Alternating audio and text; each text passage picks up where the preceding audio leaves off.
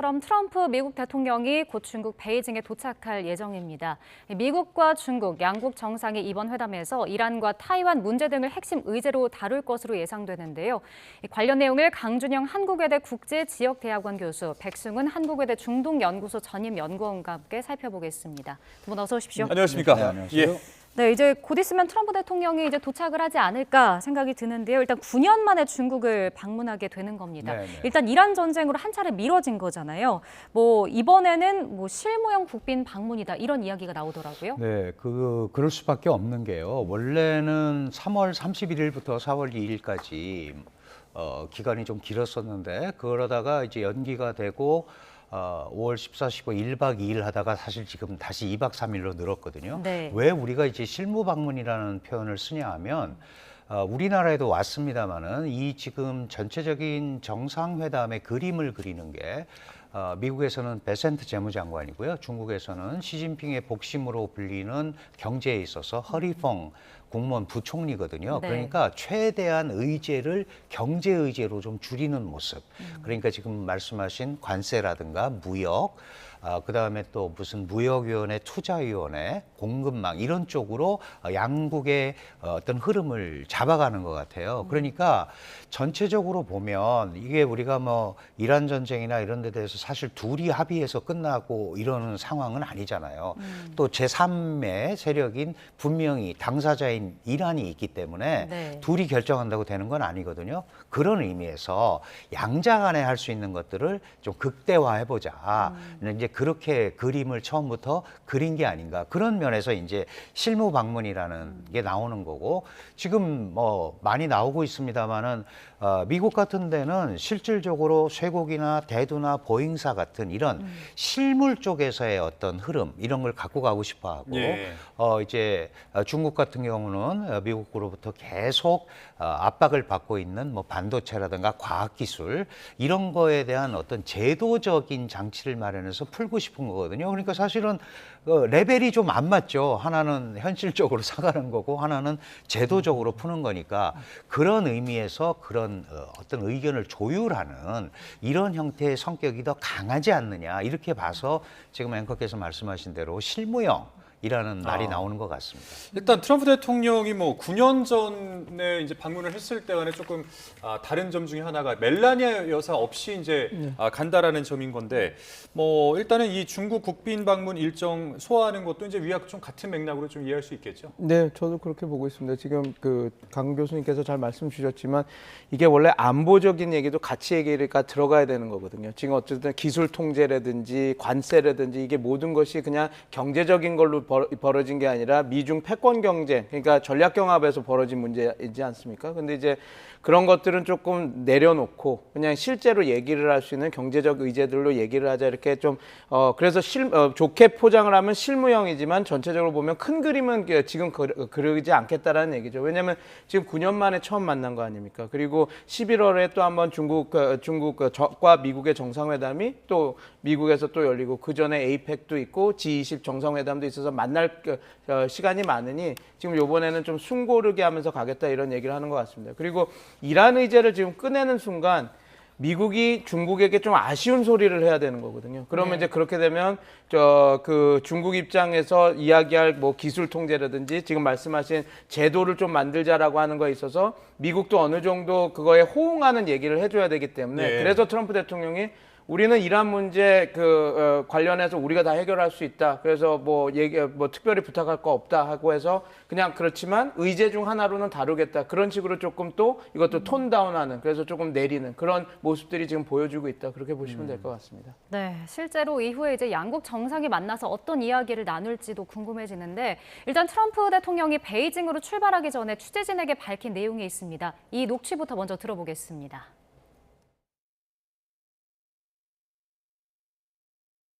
Number one, we're going to have a long talk about it. I think he's been relatively good, to be honest with you. You look at the blockade, no problems. Do you think President Xi can help and contribute to a deal with Iran? He could. I mean, it might be. Yeah. I don't think we need any help with Iran, to be honest with you. They're defeated militarily, and they'll either do the right thing or we'll finish the job. 네, 지금 내용을 들어보셨는데 뭐 중동 문제 관련해서는 긴 시간 시 주석과 대화를 할 것이다라고 하면서 또 이란 문제에는 어떤 도움도 필요하지 않는다고 생각한다라고 밝혔거든요. 이거 어떤 속내가 있는 걸까요? 네, 지금 뭐 전체적으로 보면 이번에 이란 전쟁을 잘 마무리하고 미국 주도의 중동 에너지 질서를 구축을 하게 되면 그러면 이제 중국에 가서 이 중국의 소위 중국에 대한 협상력이 굉장히 올라가지 않겠습니까? 그런데 네. 이게 지금 못하고 간단 말이죠. 그러니까 한간의 시각은 트럼프 대통령이 굉장히 불리하고 중국한테 부탁할 게 많을 거다라고 이렇게 얘기를 하는 데 대해서 그렇지 않다라고 얘기하는 거죠. 그런데 부탁을 할 수는 있지만 대놓고는 못합니다. 왜냐하면 지금 시진핑 중국 국가주석 입장에서는 이번 기회에 트럼프 미국 대통령의 입에서 타이완 문제에 대한 명확한 좀 뭐 독립을 반대한다 우리는 이런 얘기를 듣고 싶은데 네.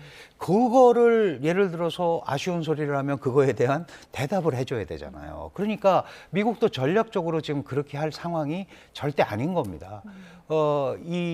뭐 외교라는 게 다 마찬가지지만 주고받는 거잖아요. 그러면 그 생각도 하고 해야지 자신들이 원하는 것만 얘기해서 안 되기 때문에 아마 우리가 중국한테 굉장히 저자세 내지는 부탁하는 걸로 갈 거라는 세간의 시각을 의식해서 우리는 우리 스스로 다 처리할 수 있다라는 그런 메시지를 공개적으로 발출했다. 이렇게 보시면 될 것 같습니다. 네, 그리고 또 이 시진핑 주석에게 좀 중국 시장을 개방시켜달라는 요청을 하겠다면서 이번에 일론 머스크, 뭐 젠슨 왕 등과 이제 동행을 결정하지 않았습니까? 뭐 이 자체가 좀 이란 문제가 아닌 이 무역에 좀 집중시키려는 의도일 텐데 어떻게 평가를 좀 하고 계십니까? 네, 그러니까 지금 말씀 주신 대로 어떤 가시적인 성과를 낼 수 있는 그런 것들에 이제 집중을 하겠다라는 거죠. 근데 뭐 이런 시도는 미국이 중국 시장에 진출하려고 했던 이런 시도들은 계속 있었었던 거라서요. 뭐 크게 다른 거는 아닌데 요번에 뭐 어느 정도 MOU를 체결한다든지 이렇게 되면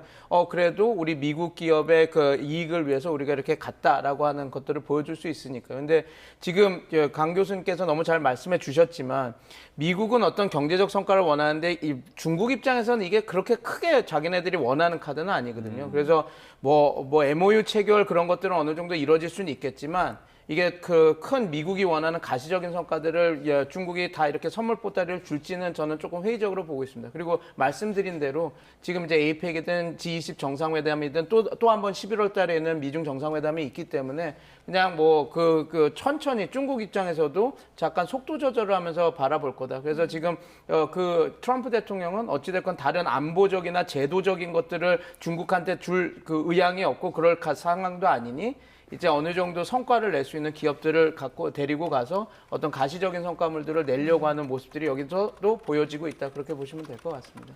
네, 그런가 하면 지금 미국 국무부가 중국이 미국과 함께 호르무즈해협 통행료 부과를 허용하지 않기로 합의했다 이렇게 밝혔습니다. 일단 미중 정상회담을 앞둔 상황인 건데 뭐 양국의 해협 관련 문제를 논의하고 있으니까 이런 게 나왔을 것 같거든요. 왜냐하면 호르무즈 해협이라는 게 사실은 미국도 그렇게 크게 생각하지 못했던 건데 미국 이란전의 결과가 이상하게 호르무즈 해협으로 집중이 돼버렸어요. 그래서 이번에도 보면 이 문제를 해결하지 않으면 국제 에너지 문제라든가 이런 데 대해서 상당히 많은 반작용이 불가피하단 말이죠. 그러면 미국은 계속해서 중국이 책임 있는 대국으로서 역할을 해달라고 얘기를 하는 거고 뭐 이란의 핵 주권이라든가 이런 건 다 인정을 하지만 통행료 부과나 이런 건 안 된다. 이건 이제 두 가지 시각이 있을 수 있는데요. 네. 사실 자연수로 해서 이렇게 어느 국가가 거기에 대해서 통행료를 걷는 게 되면 부과하게 되면 이게 다른 지역으로 확산될 우려도 있고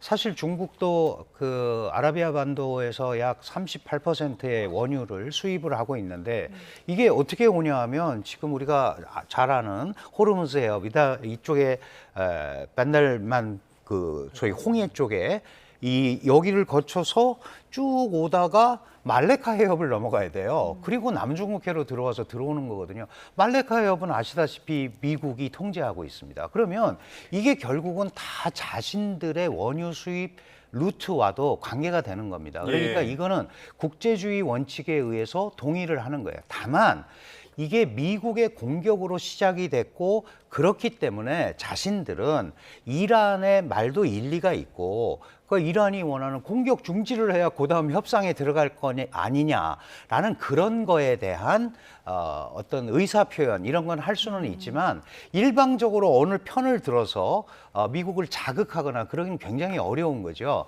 그런 의미에서 이번 회담을 놓고 관리된 경쟁을 관리하는 거다. 그러니까 이미 경쟁을 하는데 이게 그릇 밖으로 튀어나가지 않도록 경쟁을 하긴 하는데 이게 원래 이제 중국에서 쓰는 말이 있습니다. 투이불파라는 건데 네. 싸우기는 하는데 쪽박은 깨지 않는다. 이 안에서 싸우자. 그런 큰 그림을 그려놓고 아까 백 박사님이 지적을 해주셨지만 이 큰 흐름 아래에서 움직이지만 거기를 튀어나오는 행동은 이번에 하기가 굉장히 어렵다. 또 전 세계가 주목하고 있잖아요. 네. 그러니까 미중 양국이 지금 혼란 상황을 적어도 관심을 가지고 관리하고 있다라는 메시지를 양 국민, 그다음에 주변에 주는 것이 이번 회담의 목적이 아닌가 저는 그렇게 생각을 합니다. 그러니까 뭔가 이 중국 입장에서는 원론적인 입장을 말을 한 것이라고 하더라도 여튼 뭐 중국과 함께 반대하기로 합의를 했다 이제 이런 것들이 표면적으로 명시적으로 이제 밝혔다라면은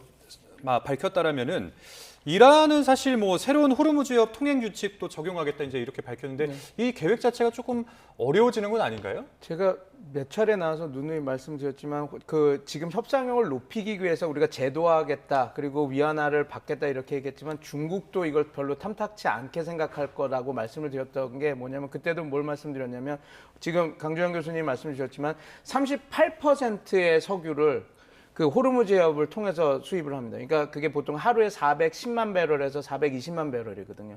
그거를 이제 지금 이란이 추구하는 그 제도화된 안으로 하면 하루에 420만 달러를 계속 내야 됩니다. 420만 달러 지금 환율로 뭐 1,400원대라면 한 43억, 거의 더 되겠죠. 사실 50몇 억을 내야 되는데 그럼 중국 입장에서는 매일매일 자기네들이 석유 수입을 하는 데 있어서 53억이라고 하는 돈을 내야 됩니다. 그것도 한 달이 아니라 매일 내는 돈입니다. 그러면 아무리 중국이라 그래도 그리고 아무리 이란을 어떻게 보면 중동 내에서 미국 패권을 견제하는 전략적 파트너로 보고 있다고 하더라도 그건 중국도 감당하기가 좀 어려운 지출이거든요. 그래서 이런 호르무즈 통행 관련해서는 중국도 이란 손을 들어주기가 쉽지 않을 거고 예. 그래서 지금은 전시 상황이기 때문에 중국이 조용히 하고 있지만 이게 종전이 되면 이란이 원하는 대로 이게 가지 않을 거다라고 몇 차례 얘기했는데 그것이 지금 요번에 한 번 더 확인이 된 거다라고 보면 될 것 같습니다. 그래서 근데 이렇다고 해서 어떻게 보면 이란 입장에서는 안 좋은 시그널일 수도 있죠. 그러나 이게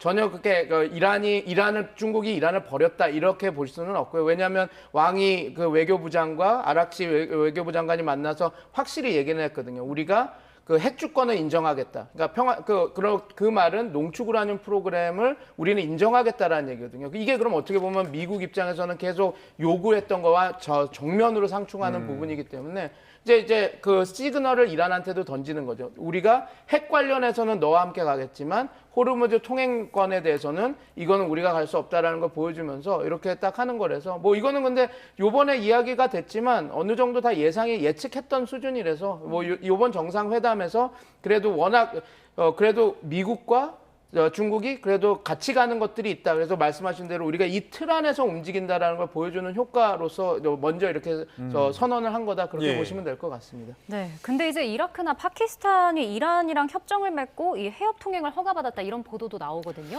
이게 뭐 어떻게 되는 확인은 걸까요? 해봐야 되지만 그게 그 계속 가기는 굉장히 어려울 거예요. 지금 이제 미중도 마찬가지고 국제주의 원칙, 해양법 원칙 이런데 다 이게 위배가 되잖아요. 그러면 그쪽 지역에서 원유를 수입하는 국가들은 무슨 군사 행동 이런 게 아니고 단합을 해서 네. 어떤 큰 새로운 틀도 만들 수가 있는 거거든요. 그러면 지금 그렇지 않아도 힘들게 이란이 버티고 있는데 이게 장기적으로 이란한테도 플러스가 되는 요인이 별로 없을 거고 특히 쿠웨이트 같은 데는 뭐 사우디 쿠웨이트 이번에도 뭐 새로운 공격을 하게 되면 공항을 빌려주겠다 뭐 이제 이런 얘기까지 할 정도인데 다 지금 가운데서 스스로는 튀어나갈 수 없는 상황에서 뭔가 전체적인 흐름을 보고 가는 거기 때문에 이란이 이렇게 하겠다고 그래서 다른 나라가 들어와서 이란의 세력이 돼서 그게 또 한 틀을 만들어서 가는 그런 대결 구도를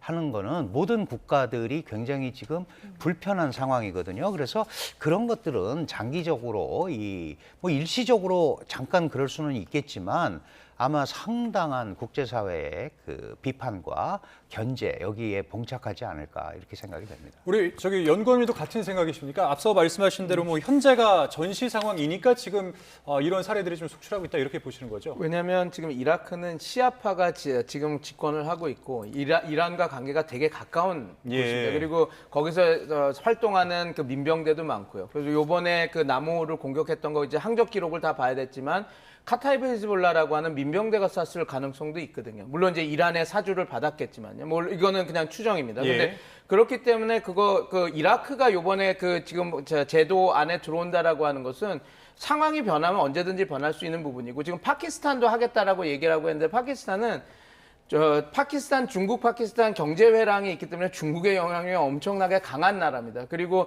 요번에도 개입을 한 이유가 과다랑이라고 하는 그 항구를 자기네들이 어떤 허브 항으로 만들려고 하는데 지금 호르무즈 해협이 이렇게 문제가 되면 그것들을 확실히 쓸 수가 없기 때문에 이렇게 자기네들이 적극적으로 중재자로 나선 것도 있거든요. 물론 이제 그 파키스탄 정보부가 실력이 뛰어나다라는 걸 하더라도요. 그래서 중국이 이런 입장을 하고 파키스탄 이야기를 할 때 파키스탄이 그냥 중국 의견을 나는 모르겠고 이렇게 하겠다라고 하는 건 쉽지 않아서 저는 지금 전시 상황에서 나름 이란과 조금 친분을 맺은 국가가 이란의 협상력을 높여주는데 도와주기 위해서 어느 정도 이런 이야기를 한 거지 만약에 이게 종전이 되고 국제사회에서 다른 이야기가 나오고 중국도 이런 식으로 나왔을 때 과연 파키스탄이나 이라크가 계속해서 지금 우리는 그 국제사회와 다르게 이렇게 이란이 말하는 제도 안에 이렇게 하겠다라고 계속 유지할 수 있을지는 저는 좀 회의적이라서 좀 종전이 되고 나서 상황을 좀 지켜봐야 된다. 저는 그렇게 보고 있습니다.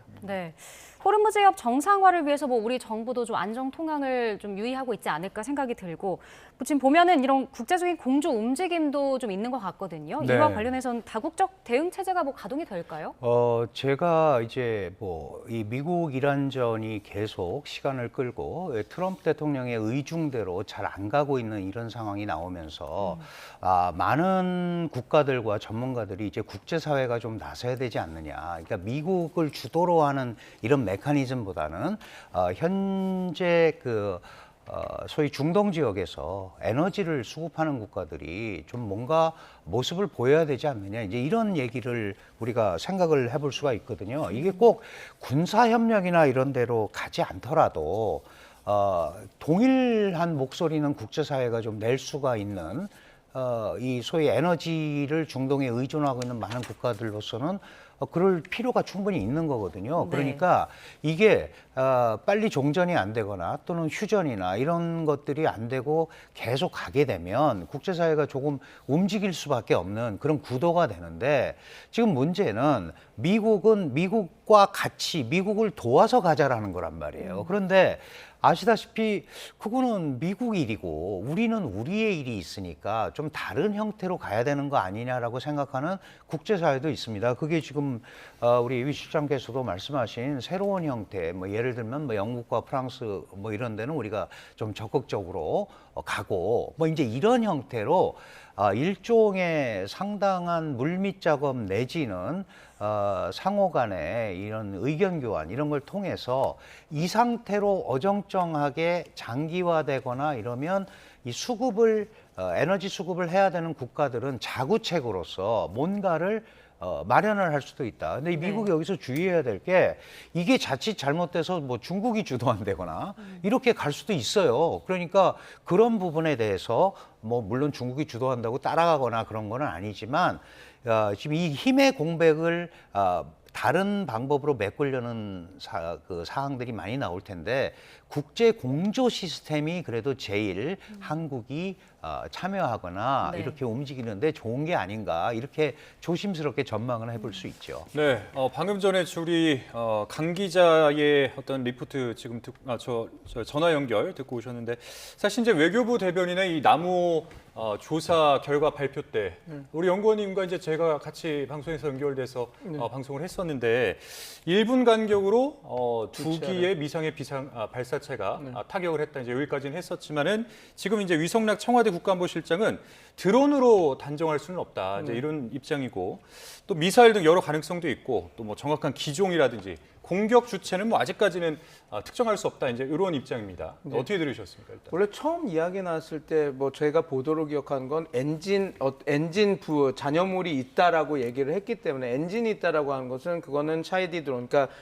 발사차보다는 그런 드론일 가능성이 높았거든요. 근데 그 다 후속 보도에서는 엔진 부유물이 없었다고 하니까 이제 그러면 이제 뭐 더 복잡한 상황이 들은 거죠. 예. 그다음에 이게 뭐 여러 군사 전문가들이 더 잘 알고 얘기를 주시겠지만 드론이 똑같은 지점을 저렇게 정확하게 두 번 때리기가 어려워서 그래서 이거는 어떻게 보면 대함 요격 미사일이 죄송합니다. 아니라 그 순항 미사일로 때린 거 아닌가 그런 얘기들이 나왔죠. 근데 지금 위성락 실장님께서 말씀해 주셨던 것처럼 이제 조금 정확히 파악을 하려면 그런 부유물 어떻게 보면 잔여물들을 분석을 해서 뭐 이게 드론이 파편인지 아니면 순항 미사일 파편인지 이런 것들을 조금 밝혀야 될 것 같습니다. 그래서 그게 결정이 되면 근데 또 우리 외교부에서 얘기한 것도 맞는 말이거든요. 그게 샤이디 드론이든 순항 미사일이든 그게 진짜 이란이 쐈는지는 또 그럼 다르게 항적을 보면서 이걸 찾아내야 되는 문제도 있습니다. 왜냐하면 과거에 그 아부과이스 유전이나 그러니까 사우디아라비아나 UAE의 그 정유 시설을 공격했을 때 그게 이란제가 공격을 했지만 그게 나중에 항적 기록을 보니까 이라크에서 날아왔던 거. 하나는 또 후시 반군이 이용해서 들어온 게 있거든요. 그래서 이란의 무기 체제가 시아파 국가들의 민병대들도 사용을 하고 후티 반군도 사용하는 거가 있기 때문에 그냥 단순히 지금 외교부나 지금 우리 정부는 정말 어떻게 보면 보수적으로 지금 이야기를 지금 하고 있는 겁니다. 그러니까 이게 이란 거라고 밝혀진다 하더라도 과거의 사례들을 보면 이게 이 이란 무기는 다 공유돼서 사용되고 있는 부분이 있어서 이게 이란의 소형인지 아니면 이란과 가까운 민병대 세력인지 아니면 후티 반군이 쏜 건지 그런 것들도 또 밝혀야 되기 때문에 아마 지금 정부 입장에서는 상당히 보수적으로 이제 지금 발표들을 지금 하고 있다 그렇게 저는 보고 있습니다. 네, 이제 트럼프 대통령이 중국에 이제 도착할 예정이고 미중 정상회담에서 어떤 의제가 테이블에 오를지도 관심을 모으고 있는데 뭐 이란 전쟁 관련된 얘기라든지 아니면 시진핑 주석 같은 경우는 타이완 문제를 또 테이블에 올리고 싶어할 것 같거든요. 근데 앞서 이제 교수께서 외교는 서로 주고받는 것이다라고 했었는데 그러니까 얻는 게 있으면 내줘야 되는 게 있잖아요. 서로 조율이 좀 가능할까요? 그 조율이 아마 안 될 겁니다. 왜 안 되냐면 특히 타이완 문제 같은 경우는 중국은 자국과 수교하는 모든 국가는 대만과 단교하는 게 외교의 첫 번째 요구예요. 그래서 미국도 1979년 1월 1일에 중국과 수교하면서 대만과 단교를 하거든요. 그런데 대만이 갖고 있는 지정학적 중요성이라는 게 있습니다. 잘 아시다시피 일본 열도에서 오키나와 거쳐서 타이완 섬까지 이렇게 오는데 만약에 그 부분이 중국의 통제하에 들어가게 되면 그 1700km에 달하는 해안선이 중국의 통제를 받는 거예요. 그러면 미일 동맹이건 미국의 서태평양 작전이건 이게 어려워지거든요. 그래서 의회에 대만 관계법이라는 걸 만들었어요. 그러니까 아주 간단하게 말씀드리면 대만의 안전을 지원해 준다는 겁니다. 그거에 의해서 무기를 파는 거예요. 그런데 트럼프 1기 때 처음으로 트럼프 대통령이 공격용 무기를 팔기 시작했어요. 그전엔 방어용 무기만 팔았거든요. 드론이나 이런 거. 그리고 트럼프 2기 들어와서는 하이마스까지 팔았습니다. 그럼 이거는 중국을 공격하는 거잖아요. 그러니까 중국 입장에서는 그런 무기를 파는 것은 결국 대만의 안전을 빌미로 중국을 견제하는 거 아니냐. 그래서 무기 팔지 말라고 얘기하는 거예요. 그게 안전을 지키는 것이 이 현상을 유지하는 게 미국의 하나의 중국 정책이거든요. 그러니까 계속해서 무력으로 현상 변경을 시도하면 안 된다는 말을 중국한테 할 거고 중국은 대만은 중국에 속한다는 약속을 니네가 예전에 세계연합성명에서 하지 않았느냐. 그러니까 그거 지켜라. 그러니까 이거는 끝나지 않는 얘기를 가지고 계속 가는 건데 이게 그래서 이제 저희가 그런 얘기를 하죠.